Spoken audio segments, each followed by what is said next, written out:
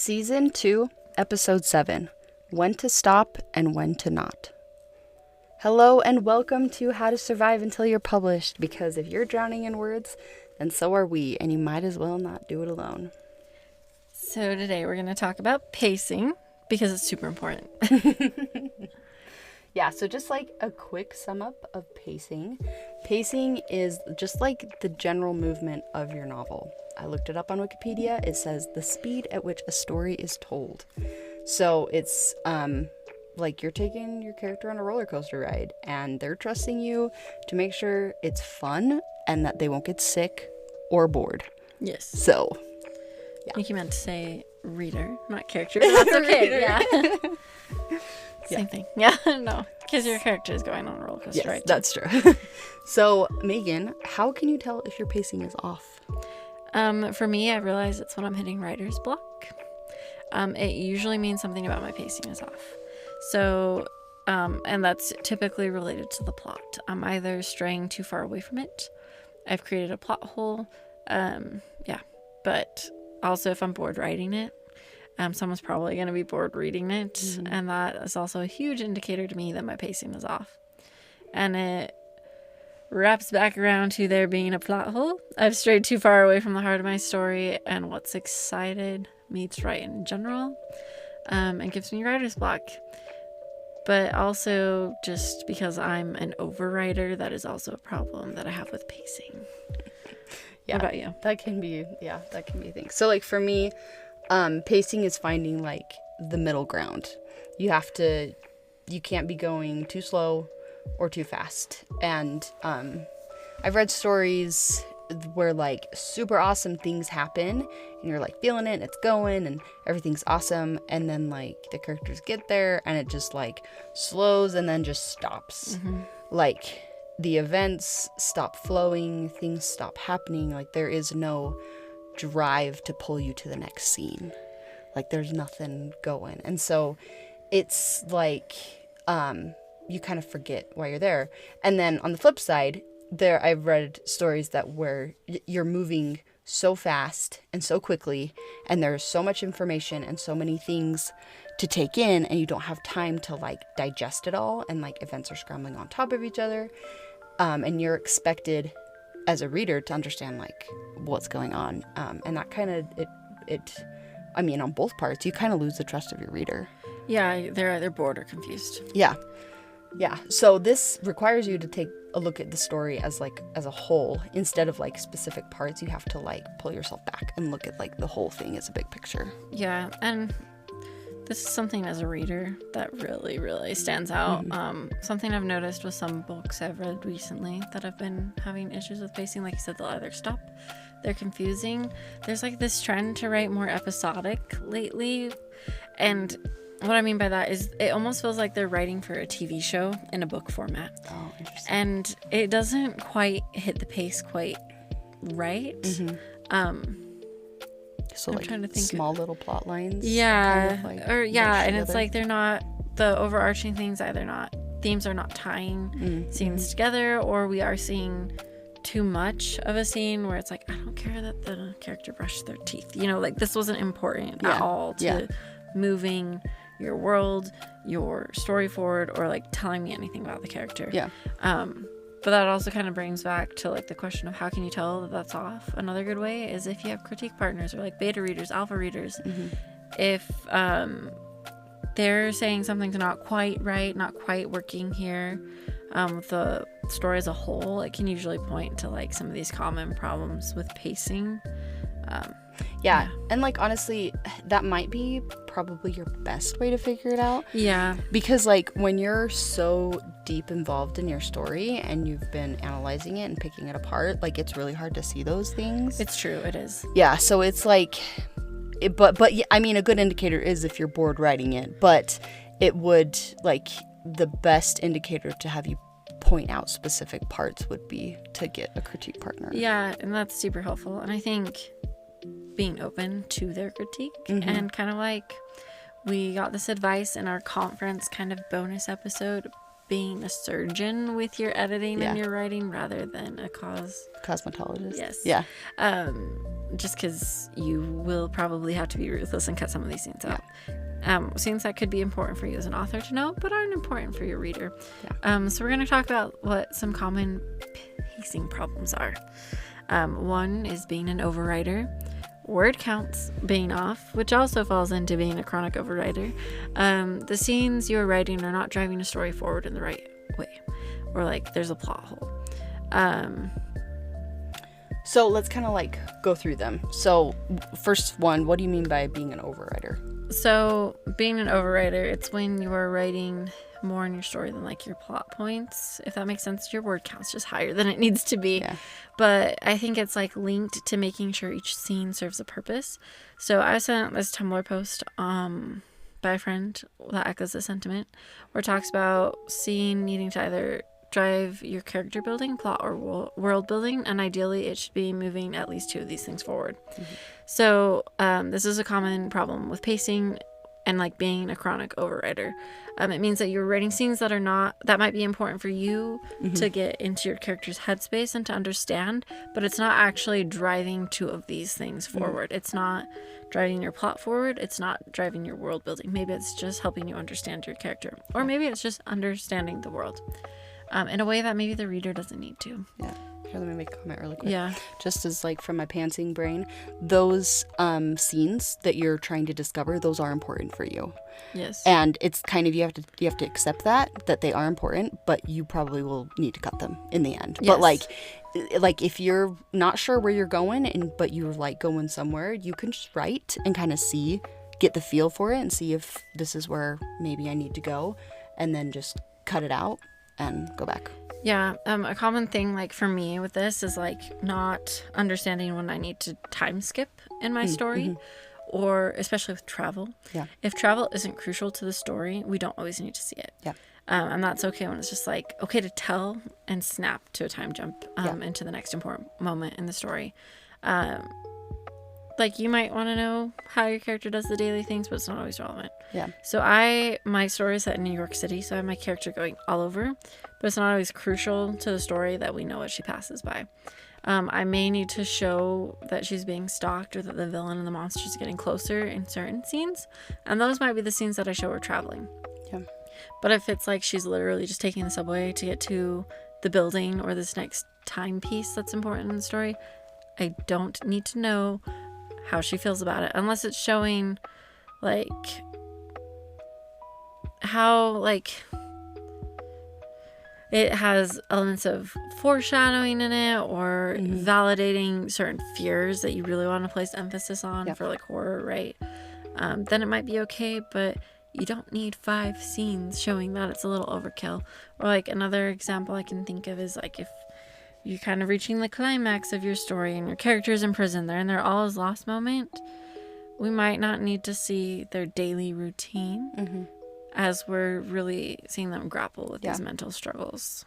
Yeah, I think like as a reader, every word that you put down on the page is telling us something about your story. And so if you're putting words on the page that aren't important, we're going to think they're important. And we're going to like read into them and be like, ooh, does this mean something? But if they're not, then you're just taking us on a wild goose chase. Yeah, and that's a little exhausting. Yeah, it's a little overkill. Yeah. Souls of plot and pacing. But yeah. But yeah, I think every scene that you write is an opportunity to dive into your character, to show your world, or to move your plot. So like, don't let them stray away from those things. They all have to serve one of those like one or two of those purposes, because like it's you're just gonna throw your character off if you don't. Yeah, I think the most effective scenes are when you're showing multiples, like taking at least 2 of those elements. If you can fit all 3 into a scene, that's even better. Yeah, so this kind of like brings into another topic that we just kind of wanted to like touch on really quick. It's something called scene and sequel. I'm sure we've all heard of it. But like when we're talking about pacing, like let's go back to the roller coaster analogy, and your reader wants to go through the loop-de-loop, but after they go through the loop-de-loop, they want a second to like coast and breathe and be like, oh my gosh, that was terrifying, like my hat fell off, you know. So like you have a fast-paced, high-action scene where a lot of things happen. You want to have the moment after that to be one where it breathes. So like a good example of this from a class at Storymakers a few years ago is in The Lord of the Rings. Right after they are in the Mines of Moria, everything happens with Gandalf, and they lose Gandalf.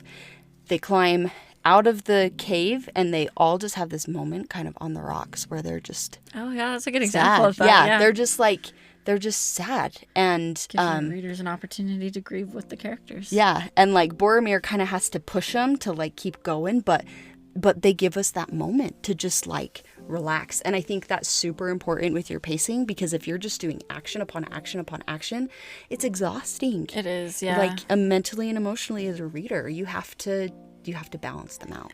I will say thrillers can get away with this a little bit differently. You Yeah, should yeah. still offer relief because you don't want to give your reader a heart attack. I have read those books where it's just like you feel exhausted after reading them. I feel like I ran a marathon. And then sometimes I put the book down because I can't handle. You can't handle it. But I think this also feeds into, so being a chronic overwriter, like a common problem that you might not realize with pacing is if you don't know your word count for your genre. And this matters a lot more if you want to be traditionally published than if you want to indie publish. It still should kind of matter a little bit with indie publishing.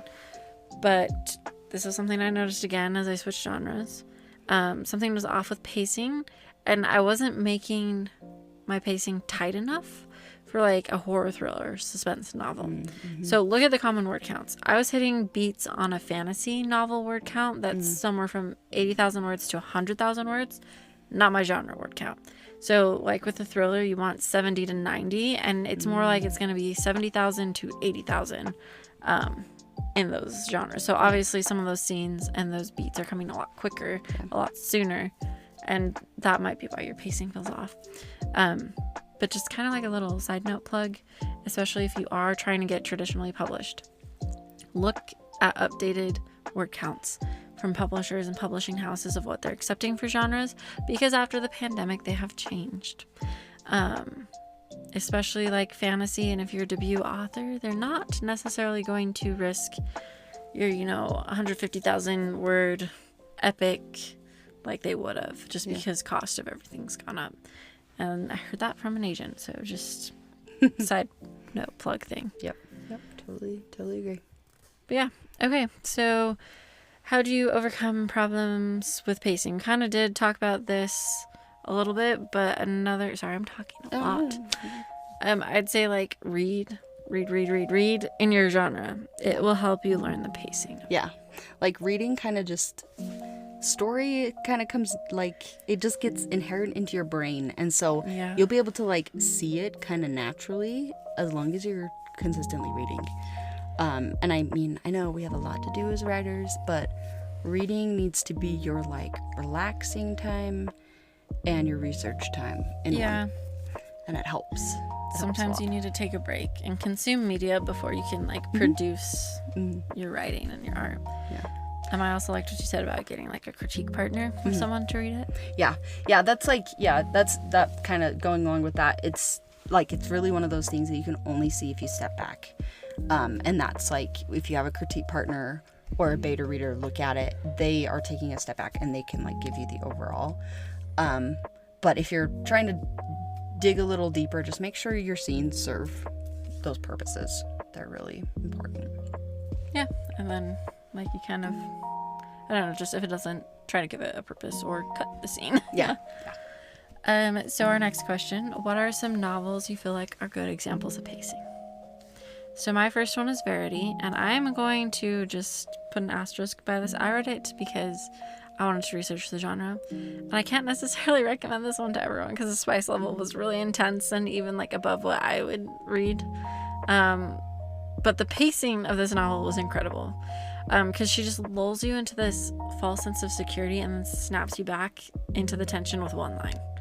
And it was just such a good example of how like you let them take that breather, but then you insert this line and you're like, oh my gosh, like, dang, okay, we're back in it, you know? Yeah, that's cool.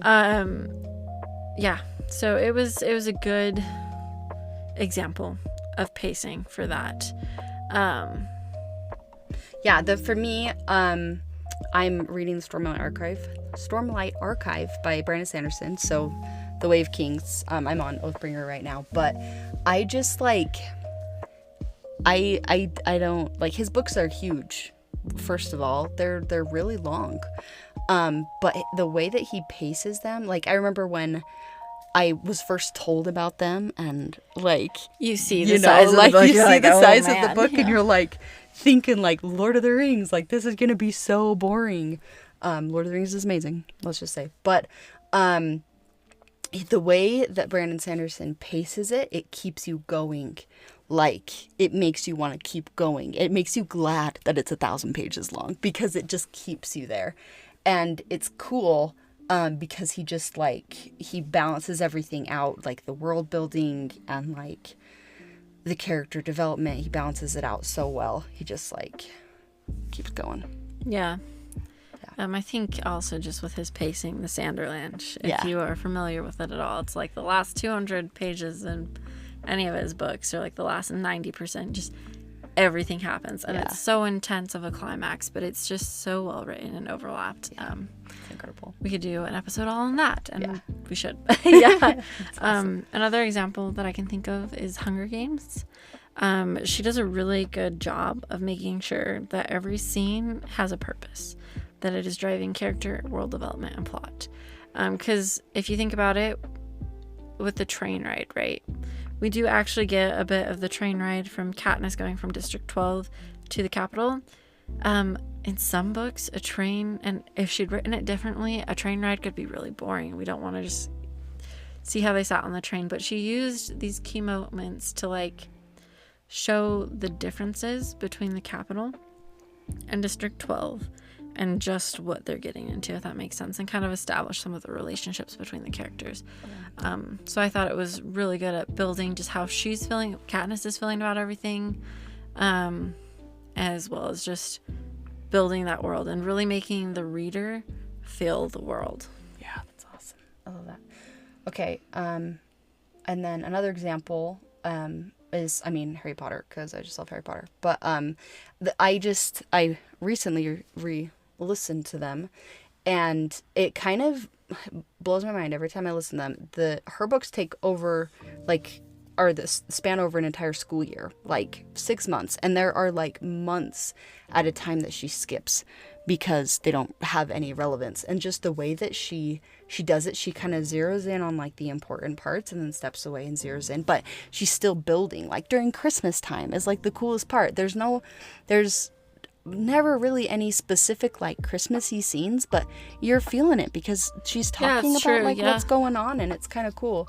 And then another one that I thought of that's a cool example of just using that time, in book 5, when Harry is having the dreams about the Department of Mysteries, this is like right before Christmas, there's a paragraph where we like jump a month or something, and even though like nothing specific happens in that month, she's able to tell us about how Harry is still having the dreams and getting like lulled into this false sense of security. So she uses that time frame to build like up to this climax of what happens at Christmas. It's really, you like, time can matter, but you just have to like make it matter the right way. Yeah, which is again a great example of pacing. Yeah.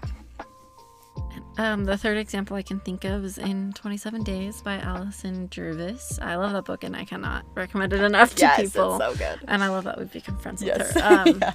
But, I mean, obviously she has a very clear timeline, and it's a very emotionally driven plot. But I think, again, it's a good example because there are days that are skipped in there, or timelines, or days that are like shorter than others, and she does a really good job about skipping to the important scenes that are actually moving forward in the plot and the character's story, and like that countdown without like describing every single day down to the second. There are some, she just does an amazing job with pacing the book, and I couldn't put it down. And I think it speaks to that pacing. Yeah, that book is so good. And then my last example, Six of Crows, which I feel like sort of, Well, I mean, I think in 27 Days and 6 of Crows, I like could not put those down, which like has happened. For Very a different while. genres. Yeah, but, very different. But it just goes and goes and goes, and like the events just happen, but like she does it in a way that you still feel balanced, like she still balances out the scene and sequel really well, but she moves it along at like a quick trot that you feel like you can't put it down because you gotta know. And it was so cool to read a book that moved like that. It just felt different. Yeah. So and then our challenge for you, I'm going to give you 2. One is find a book that you really like and break down the pacing in it and see like what about the pacing made it so digestible and like what really pulled you along. Because I think pacing is key in pulling you along in a story. And then 2, look up the word count of your genre and see kind of where you sit with that and how it measures. Yeah, thanks for joining us, and please check us out on Instagram.